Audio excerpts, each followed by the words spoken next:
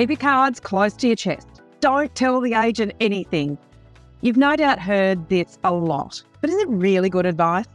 Welcome to Your First Home Buyer Guide, the podcast for first home buyers who want to move it along and become homeowners. But most importantly, it is for home buyers who want to get it right.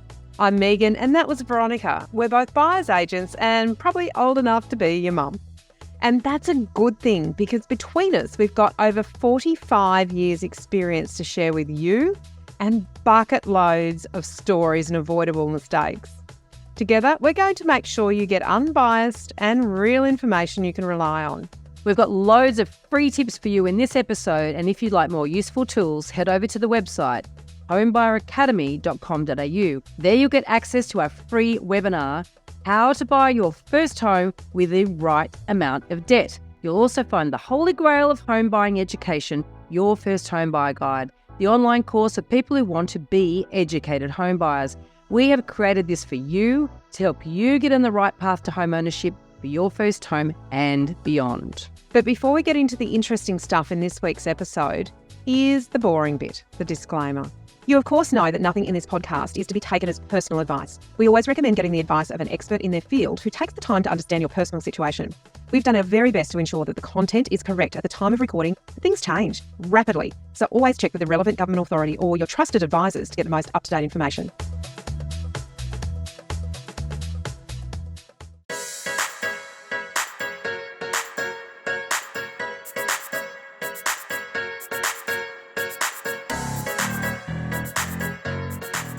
Today we're talking about another piece of bad property advice that you're likely to hear a lot, and it's don't tell the agent anything.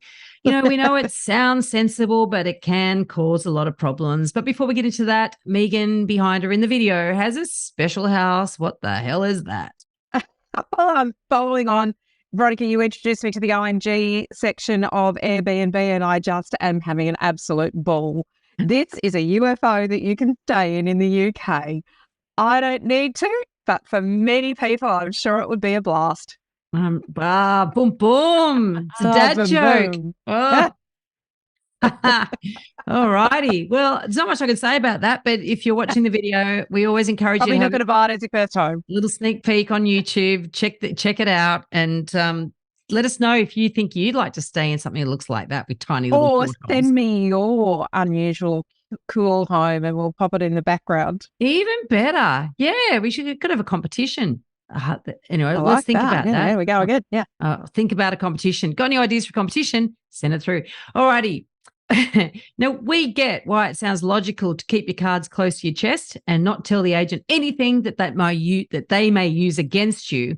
But you know, how do you work out what you should and shouldn't tell them? And this idea of not telling them anything, we don't agree. So let's work through that. We think it's advice that is probably given by well-meaning people who have seen the impact of that information being used in a negative way. So it's not that we're saying that you should tell the agent everything, but what has the agent got to work with if they've got no information from you? So budget is a huge one. If you've got a limit of, say, $750,000, you're not going to tell the agent that because you think, well, someone's told you. They'll end up making you pay all of that just to buy any property. It's not necessarily true, Veronica.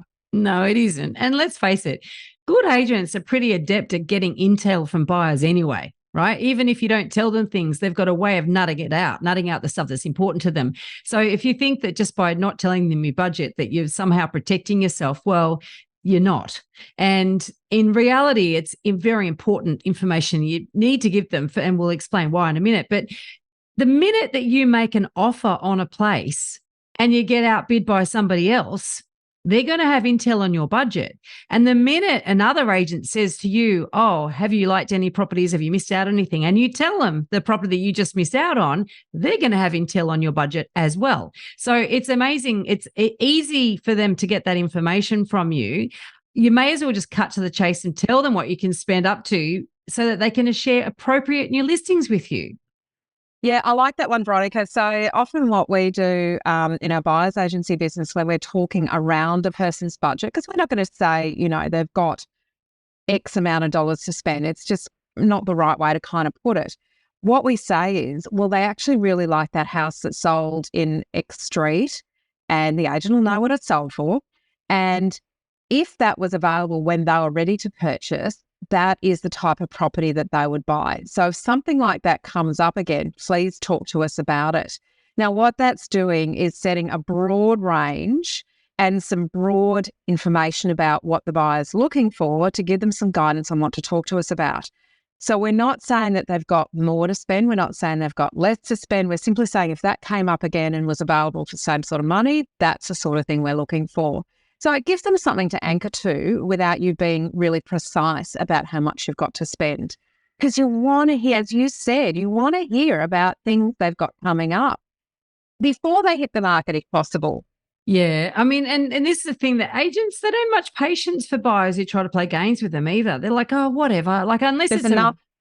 Yeah, well, that's it. Buyers. Unless it's a real buyer's market, which we know they don't last very long. There's real buyer's market in this country, and most buyers fail to take advantage of them anyway. So let's forget that. For the most of the time, agents have got, a choice of buyers to deal with. And if you make it difficult for them, they're just going to just go, okay, fine. And, you can learn the hard way. And then when you work out what that you need to give me some information for me to help you, then I'll deal with you. But until then, I'm going to go and deal with buyers who are a bit more forthcoming. And that can be hard to work out. Like, it is a really fine balancing act, and working out what works for you and how to deliver that information. It's a little bit of a skill, and you can practice it and you can learn it. It's like script and dialogue. Real estate agents are adept at learning script and dialogue and how to handle objections about properties, how to answer the price question if it's an auction. So they have their own script and dialogue, and we do teach you in the course how to learn to work out value and how to set your limit and how do you negotiate. But you also have to develop a script on how to talk to an agent and still engage with them, because a very big part of being a buyer is actually being able to engage in a positive and productive way with the agent. Because at the end of the day, they want to sell something, you want to buy something, you want to be the right person that they're talking to if that's the right property that you want to buy. So having a little bit of a script and dialogue around that can be quite helpful. Absolutely, because, they've got scripts and dialogues and buyers don't, and then the more that you're in the market, the more you sort of get to work out what's happening, and also which agents will say different things. So they don't all say the same things. But if you really want to play smoke and mirrors with an agent, you're more likely to lose out than they are. I think that's the thing, partly because they're better at it than you are because they do it day in, day out. Yeah, there's a lot of training that goes into that. They're the conduit between the buyer and the seller. Like, you got to go through the agent 99% of the time. So, and they'll just, as I mentioned earlier, they'll just deal with buyers who are easier to communicate with. But to be fair, there are some areas where you do need to be careful what you say. Oh, for sure. Absolutely. Now, by not revealing too much about your financial position, your preferences, or your level of interest in a particular property, you can actually maintain a stronger negotiating position in some circumstances. If the agent knows you're deeply in love with a property, they might actually use that knowledge to their advantage in the negotiation. And that's their job. Yes. That's their job.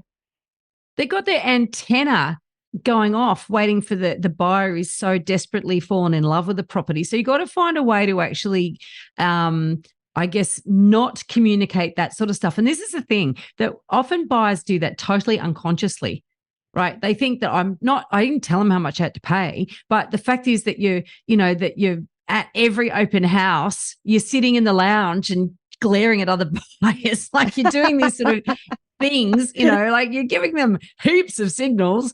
So you sort of got to be more careful around those types of signals than you do in the more overt things. There's also information privacy, and you've got to be careful there. You've got to protect your own financial information and personal circumstances, because sometimes there might be a reason why a private reason why you need to buy soon. And you don't want them using that against you. I mean, obviously being 9 months pregnant is slightly obvious and a bit hard to hide. There's a time pressure there. Yeah. But, that's a little arbitrary but I hate turning up to auctions and looking at, couples where there's a 9 month pregnant woman or an 8 month pregnant woman. I really do hate that, because there's an extra extra pressure. But there's an emotional imperative there, isn't there? But there's other things that are not so obvious that you don't have to give away, that might be leading you to really desperately want to buy in a particular location or a particular property.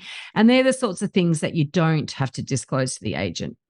But you also don't, and I guess this is the advice that we want people to be really cautious of, which is don't tell the agent anything.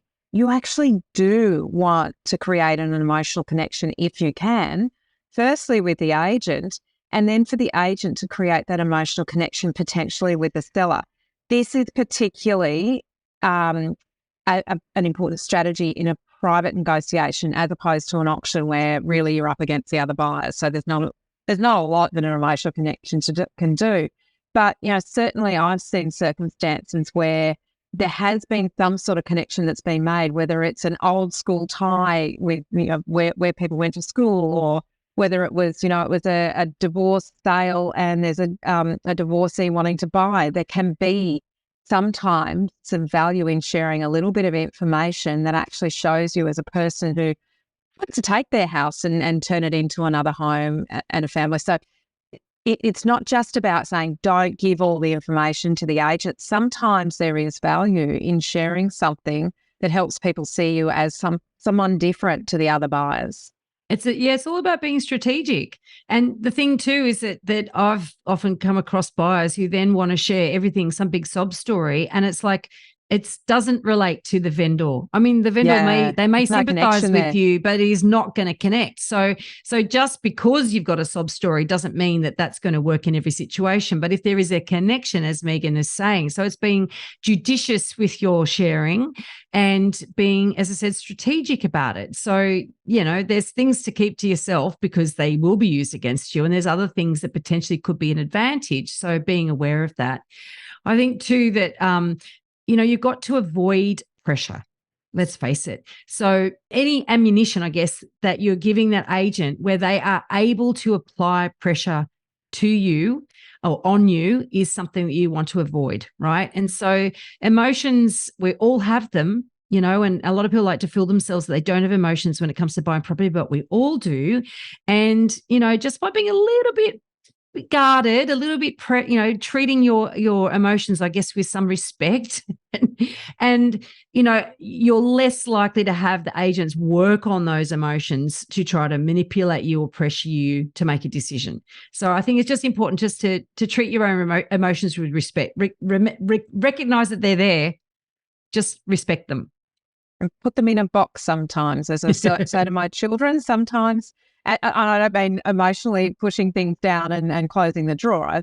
Just in some circumstances, you need to pop them in a box and deal with them at another time. And an auction is a classic case of where you need to put your emotions in a box and put your game face on and don't let anything, particularly if you have chosen to share something through the process.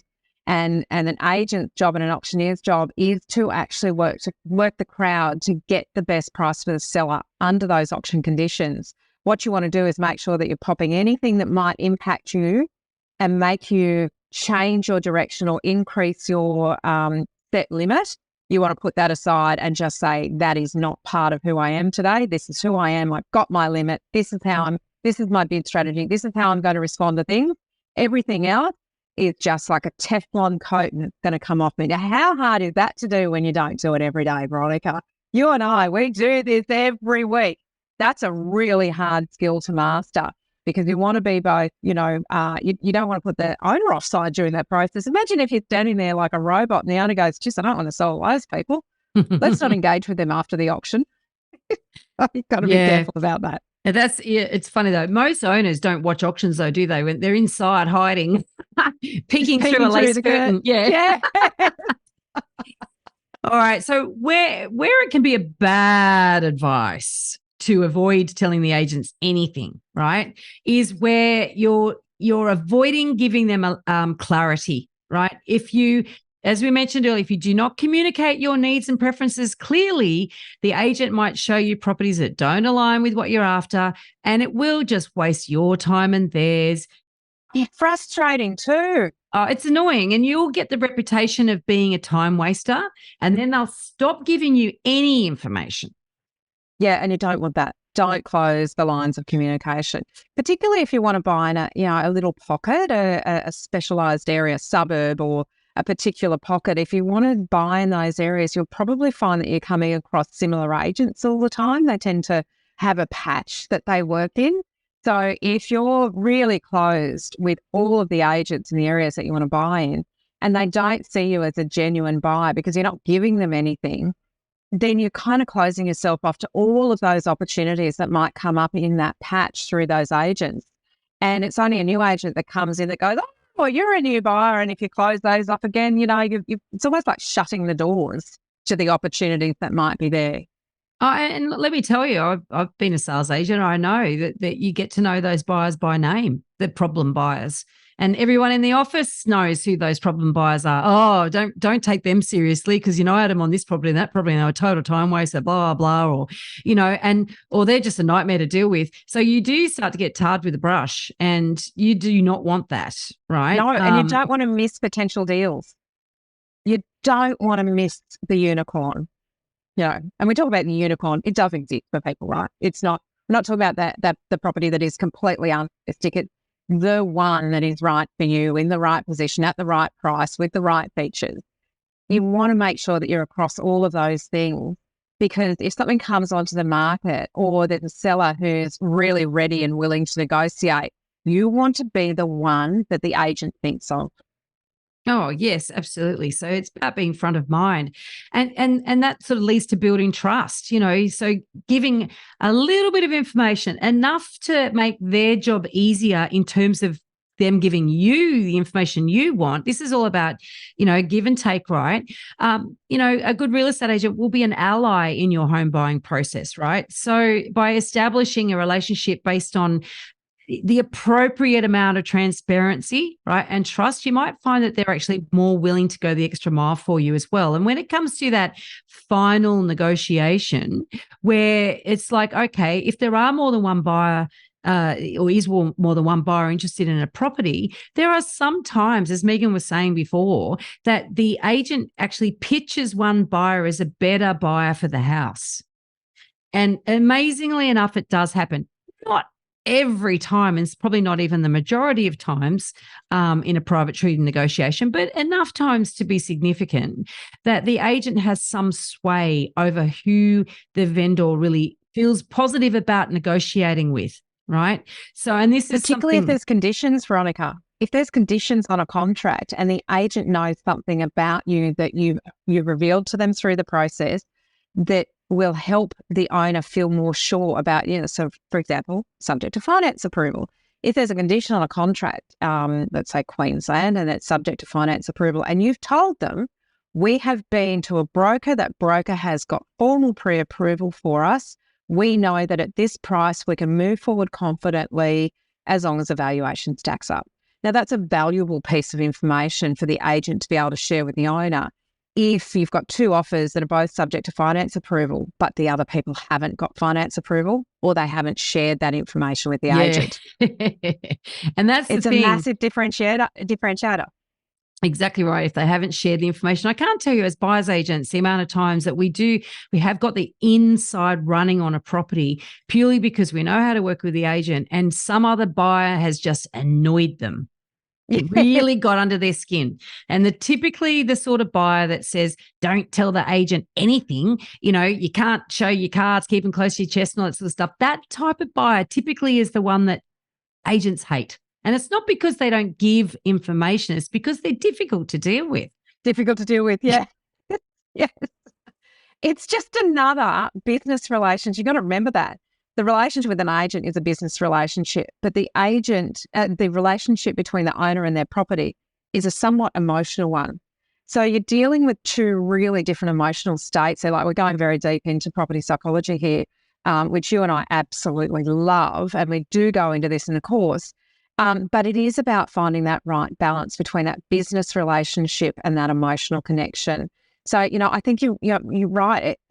Rather than strictly adhering to the don't tell the agent anything, really think carefully about in each situation, what can you pull out of your toolkit to provide that will help your situation rather than hinder it.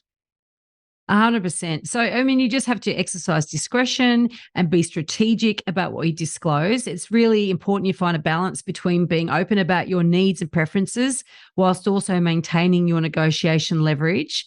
And I think fundamentally anything that lets them know that you have a particular urgency around timing, or if you're completely in love with the property, it might disadvantage you way more than letting them know your limit, for example. So it's about what you tell them, right?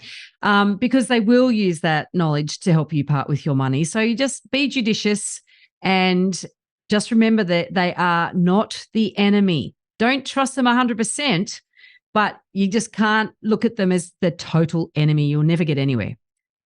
In this episode, we've only touched on a tiny part of the huge amount of things you need to know to become an educated first home buyer. There is so much more for you to do. You can learn all of the steps in the right order and avoid all of the mistakes that others have made in our 10-step online course for first home buyers. If you'd like to learn more about the right process and avoid making rookie errors, become an educated home buyer. Head over to the website, check out your first home buyer guide, the course that we have created for you. And don't forget to subscribe to the podcast so you won't miss an episode. And if you've liked what you've heard today, please give us an iTunes review. It helps other people find us. And of course, I know it's a bit cringy, but we're going to ask for 5 stars. Thank you. Thanks for joining us. We hope you found this really useful. And if you have, please share the love with others who you know are in the same boat. We'll be back next week with more priceless stuff.